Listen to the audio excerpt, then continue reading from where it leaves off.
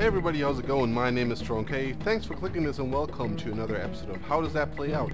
Today I want to take a look at NarcoGuerra, which is Spanish, or so I've been told, and stands for drug war. This is a game, this is actually a serious game by a, by a company or a development studio called Aueroch, not Auerochs, Aueroch, which is based in Bristol, United Kingdom. And yeah, most notably, they have recently generated some buzz by releasing Chainsaw Warrior. But actually, what they do more, I should say, is under the label of GTN, Game the News. You know, produce a series of serious games, like small games actually. This one, for example, NarcoGuerra, was first released as an app for the iOS, I think, has now been ported to Windows, PCs, and Macs, I think. I'm not sure about the Androids, I will check that out though. Yeah, well, it revolves around the drug war in Mexico. So what they're doing is basically Game the News. You may have guessed already, is sort of take current events that are recent events, you know, give or take, and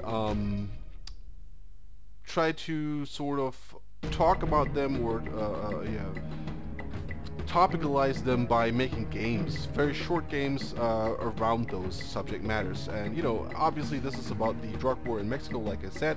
Let's get right to it and let's start a normal game of drug war. So we're actually in the shoes of the chief of police here in Mexico, and you know, south of the border, sweet old Mexico, and Lieutenant Jorge Chavez is our acting deputy. And basically we're tasked with destroying the drug cartels that hold Mexico in their grip. So, you know, just by looking at the map, you will recognize certain similarities to a very, very familiar or very well-known board game. Many of you, I don't know what's going on today, many of you will be familiar with under the name of Risk. So this sort of Risk simmered down to, or translated, I should rather say, into the drug war in Mexico. So we've got Mexico's states, provinces, regions, whatever, I don't know the official term, and you know, our task is to drive out the cartels. So we are actually in control of the blue areas here, and those are under control of the law enforcement. And then you have a red cartel and a green cartel. There are more though. They can form during the game, like depending on certain events that also you are able to influence. So there's violet, orange, and what have you cartels. They're basically all the same, so they only distinguish themselves by their color, actually. That's it. Up here we got our resources. Right now we got 1,500,000 because of the K. Yeah, well, I think this should be pesos. That is the currency in Mexico, as far as I'm informed. And then, so this is basically monetary units that we have at our disposal.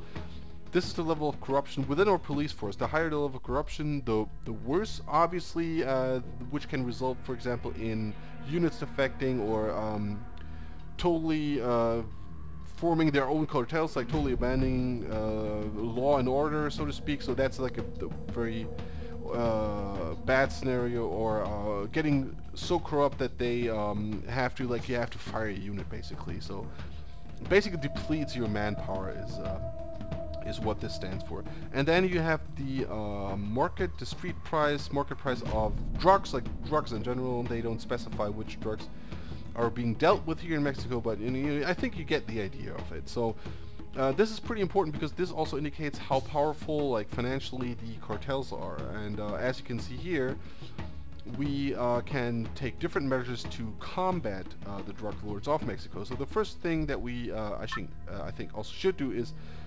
recruit more police officers, which we're going to do here, for example, and also, wait, here. So each unit costs 175,000 pesos, which is a lot of money.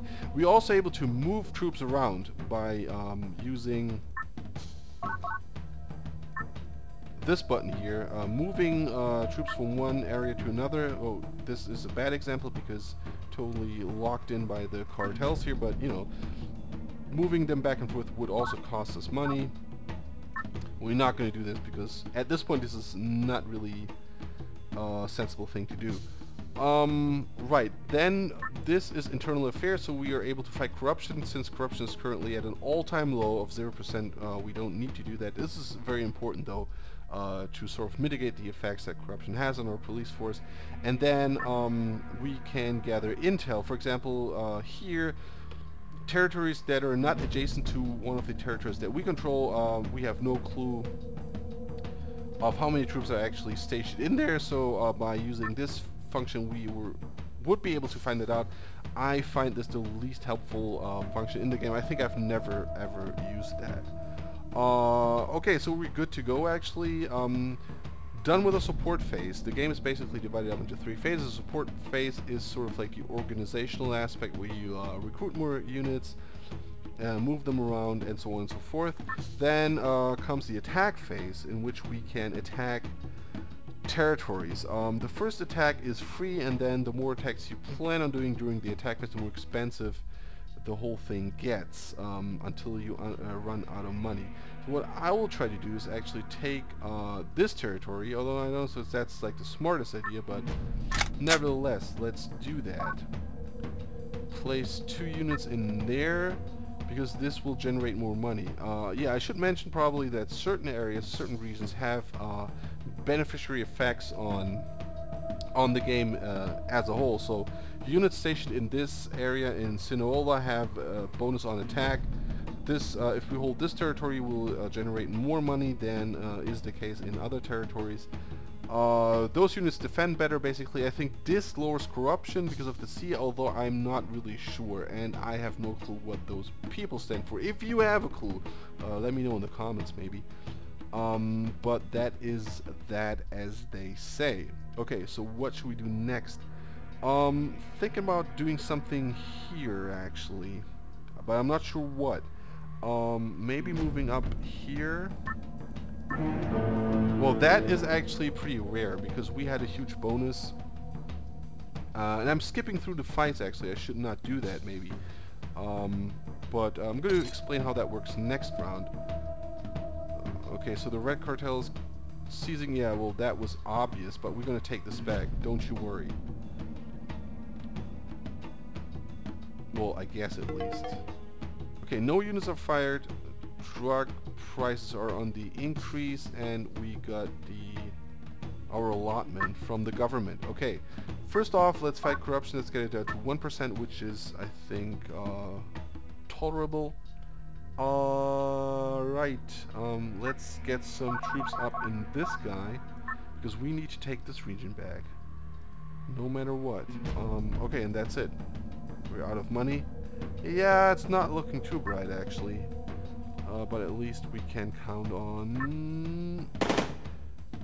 Okay, so this is basically how the combat works. You throw in all the units that you have, so the defender maximum can bring 2 units into battle at one phase, and then the attacker 3. You roll a d6 basically, and the higher value eliminates the highest value of the opposing team. If it's a draw, the defender wins basically. And what is also possible with this scenario is that because even if you have 3 units as the attacker, for example, the defender will always battle just 1 unit. So if we keep rolling a 6 as the defender, we would technically be able to, fend off larger attacks. And that just happened here.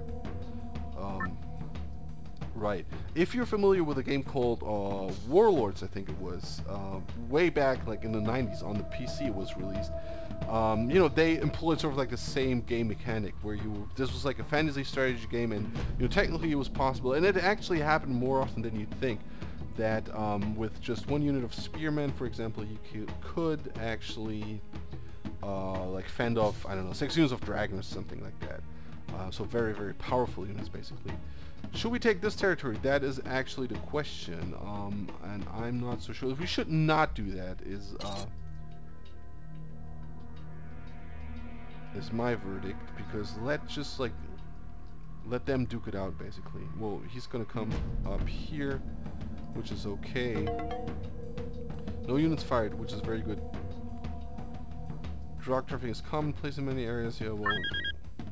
Okay, and then you have certain events in the political world. That's actually like the bread and butter of the game. Like I said, it's a serious game. I'm going to talk about this later on. You got two politicians fighting for the presidency. One is Arturo Herrera, who's sort of like a hardliner. He wants to continue the war on drugs. And then you got Miguel Morales, who is all in favor of legalization of drugs. And that's going to heavily influence your progress, you know, against the cartels. What I want to do now is get some troops up in here, maybe. Like, it always has proven a good strategy to sort of hold Baja California.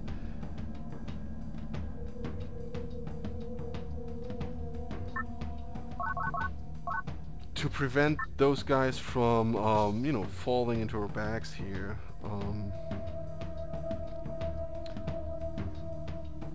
And then let's add some units here and one unit here mayhaps. Right, so we can connect those areas. Yeah, let's do that. Corruption, no, there's nothing we can do with corruption. 3% is actually pretty high. I should have lowered that, but you know, live and learn, I guess. Yeah, great job, guys. I mean, you're Mexico's finest. And that's not gonna roll. We're gonna lose this one.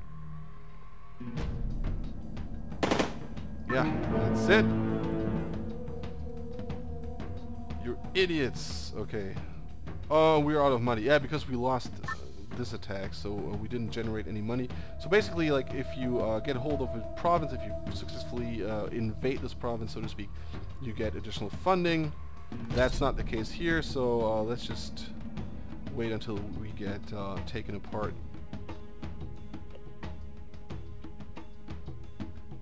Nice job. Well, the red cartel is getting pretty powerful. So, like, a good strategy I found is to basically just wait out and not get killed. Okay, the drug prices have actually dropped. Okay, yeah, that's cool.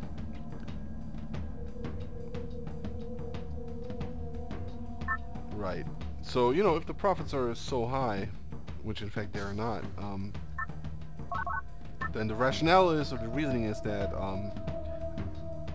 the drug cartels are gonna be very hard to beat, and this is basically what's going on here right now. I think I'm gonna lose this one. So as you can see, it's like pretty hard to and basically the war on drugs is not winnable just by sheer force, because I think, and that's the point the game's trying to make, is that you know, if you don't do something else, if the drug business stays as profitable as it is, there won't be any chance of winning this war.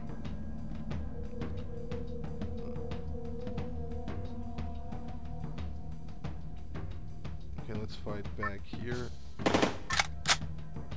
Cool beans. Let's get Sonora back. Should not be that much of a problem, actually. I'm gonna keep those guys in check here, and then let's just go for it. That was obvious, but it doesn't really matter. I'm gonna like take a break here, and then no, wait, I'm not gonna take a break here, because okay, let's speed this up a little. Support phase. Okay, drug price is going up. Let's fight corruption. And get our troops in here. Well, that's... we got a chance of taking Baja California now.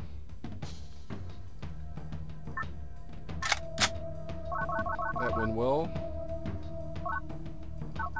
Well, we probably won't need all those people, right?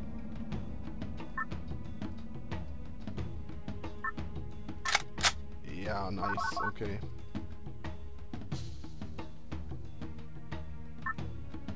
And let's go for another stretch.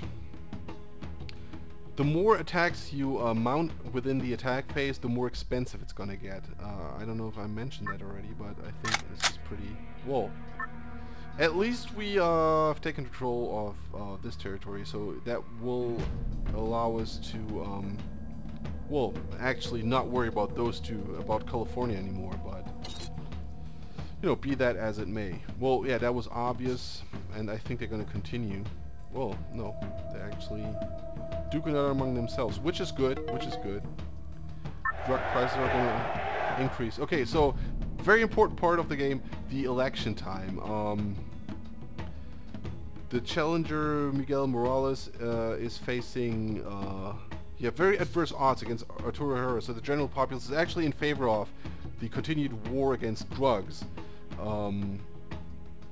And obviously, so let's actually try to support Miguel Morales. Let's see if I never tried to do this. I just stayed out of politics, really. But let's try to do that. See what's going to happen. Can we actually weed out corruption? It's pretty costly to be meddling in politics, really.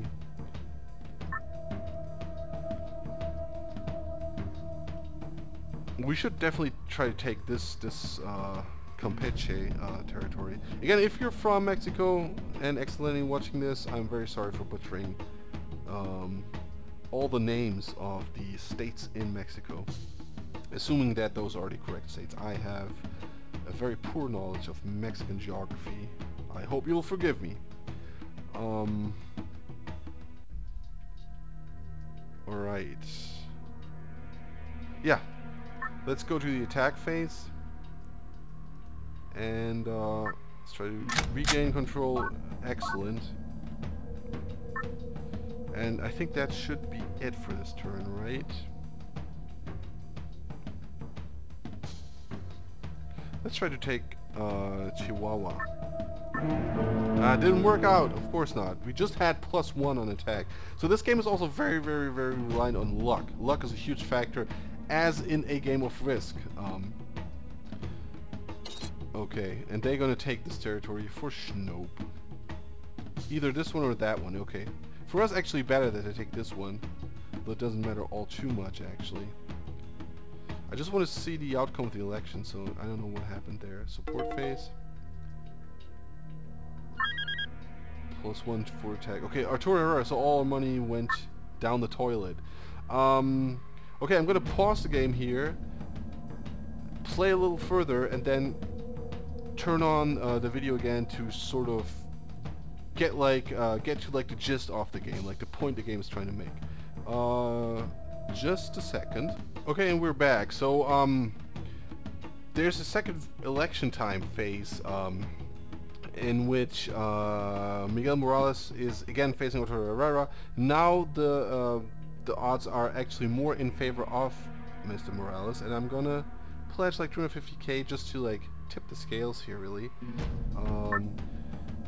As you can see, I was able to totally wipe out the red cartel, and I think, the orange cartels from the Baja California Sur, I have squashed them successfully, but you can see like the numbers are totally in the favor of the cartel here, really. First, let's fight corruption, and then let's just up our numbers in the respective areas, really. Let's get some guys in here. Well, I'm not going to plan to attack anyone here because with those odds, this is like suicide. Well, let's just continue. We could move some troops, maybe.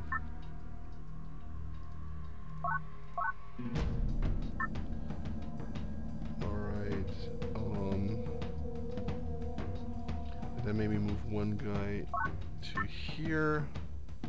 Alright, they're gonna probably go for this one maybe, or they're gonna do nothing at all. Let's see. Well, the drug prices are at an all-time high, really.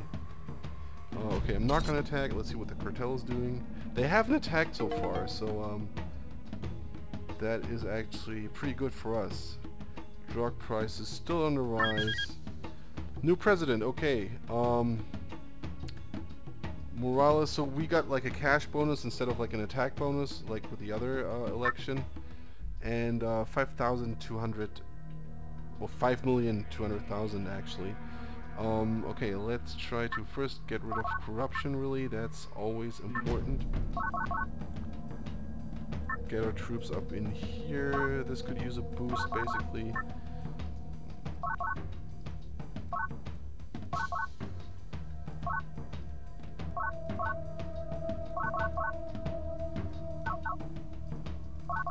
Let's not overdo it, really.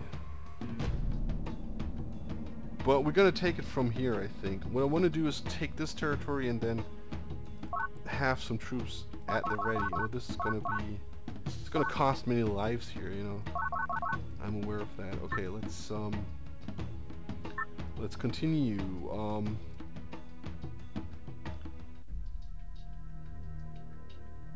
Alright, let's invade Nuevo Leon. That seems to have worked. So now we're kind of spread out, but that's okay, I guess. I should have put more forces so I could... Yeah, well, but, you know...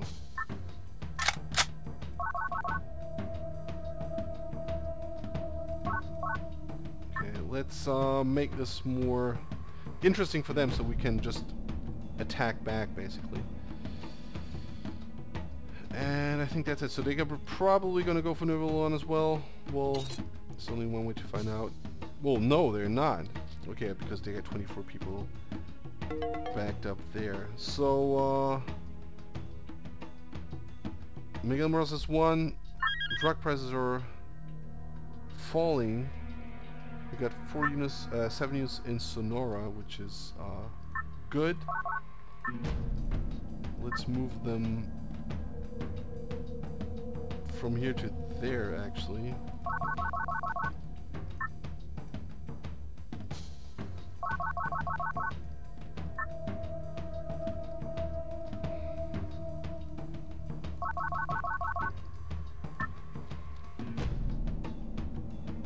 Okie doke, and then reinforce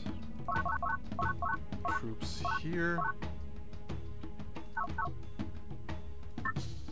and here.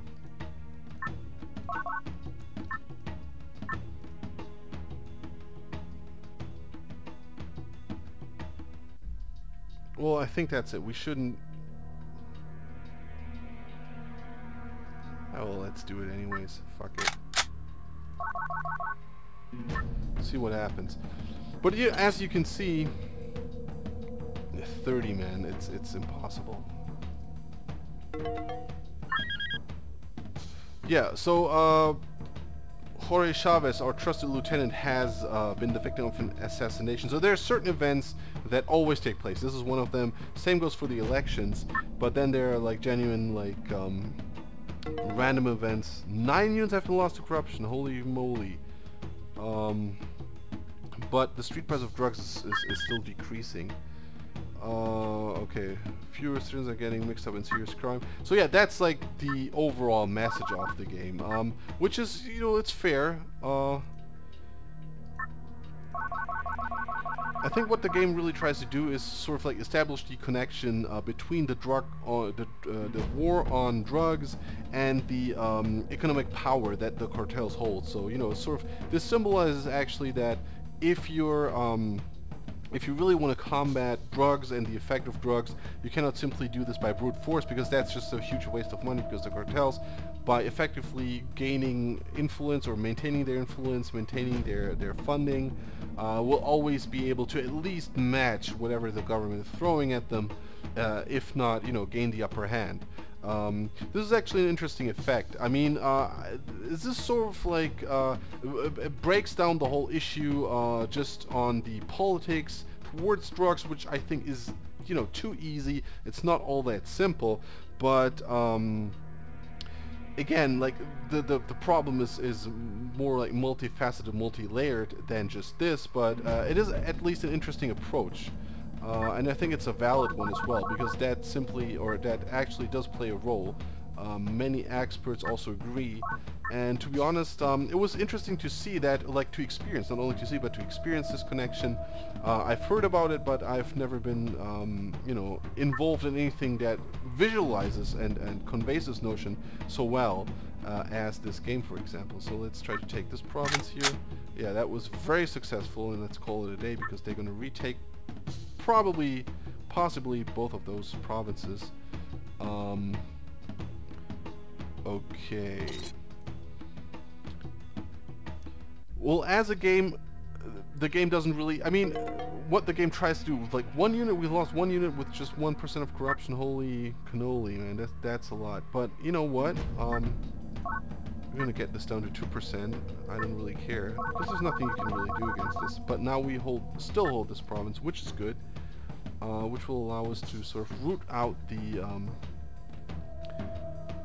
cartels from this peninsula, and that's what we're going to do.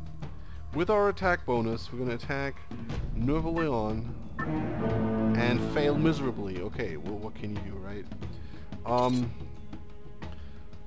So the AI is sort of, it's not the strongest. I mean, you can pretty much, if you have like a basic understanding of Risk and how it works, you can basically sort of guide or force the AI to do certain things. For example, Nouvelle-Orléans was sort of a good example. It didn't really work out the way I intended, but it more or less works, especially if you plot two cartels against each other. Just fortify your borders maybe here, and then have them duke it out, have them weaken themselves, and then once drug prices are dropping, you could just basically go in for the kill, as it was.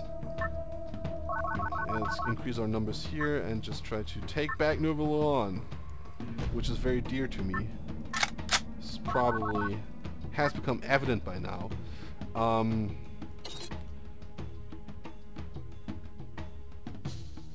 now they're making move, but you know, by again not being able to effectively deal in drugs anymore, and thus cutting off their financial supply, they're not able to stack up on troops. So they may have won this territory, or like gained control of this territory, but now they had to spread out the troops and not able to get the strength that they had here in those territories. So it's a lot easier for us to invade